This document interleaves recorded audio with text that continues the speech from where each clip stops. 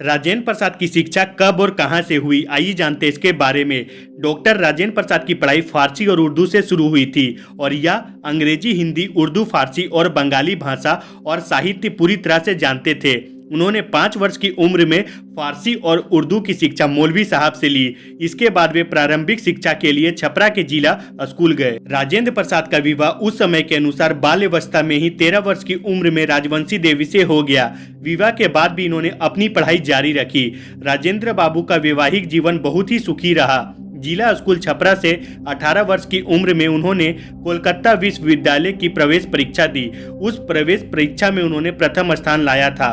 उन्होंने कोलकाता के प्रसिद्ध प्रेसिडेंसी कॉलेज सन 1902 में दाखिला लिया। 1915 में उन्होंने स्वर्ण पद के साथ विधि पर स्नातक की परीक्षा पास की।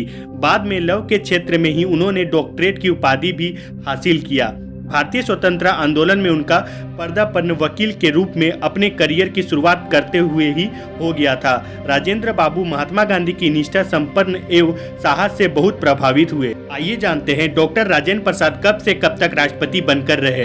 भारत के स्वतंत्र होने के बाद संविधान लागू होने पर उन्होंने देश के पहले राष्ट्रपति का पद संभाला। राष्ट्रपति के तौर पर उन्होंने कभी भी अपने संवैधानिक अधिकारों में प्रधानमंत्री या कांग्रेस का दखल अंदाजी का मौका नहीं दिया और हमेशा स्वतंत्र रूप से कार्य करते रहे। भारतीय संविधान के लागू होने से एक दिन पहले 25 जनवरी को इनकी बहन भगवती देवी का निधन हो गया, लेकिन वे भारतीय गणराज्य की स्थापना के बाद ही वे दाह संस्कार लेने गए। उन्होंने 12 वर्षों तक राष्ट्रपति के रूप में कार्य करने के बाद 1962 में अपने अवकाश की घोषणा की। अवकाश लेने के बाद ही उन्हें भारत सरकार द्वारा सर्वोच्च नागरिक सम्मान भारत रत्न से नवाजा गया।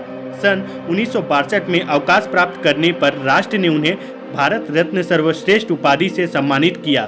यह उस पुत्र के लिए कृतज्ञता का प्रतीक था जिसने अपनी आत्मा की आवाज सुनकर आधी शताब्दी तक अपनी मातृभूमि की सेवा की थी। राजेंद्र बाबू की वेशभूषा बड़ा ही साधारण था। उनके चेहरे मोहरे को देखकर पता ही नहीं लगता था कि वे इतने प्रतिभा संपन्न और उच्च व्यक्तित्व वाले सज्जन हैं। देखने में वे सम्मान की शान से लगते थे। आइए जानते हैं डॉक्टर राजेंद्र प्रसाद अपना जीवन का आखिरी समय कहां बिताया और मृत्यु कब हुई, इसके बारे में।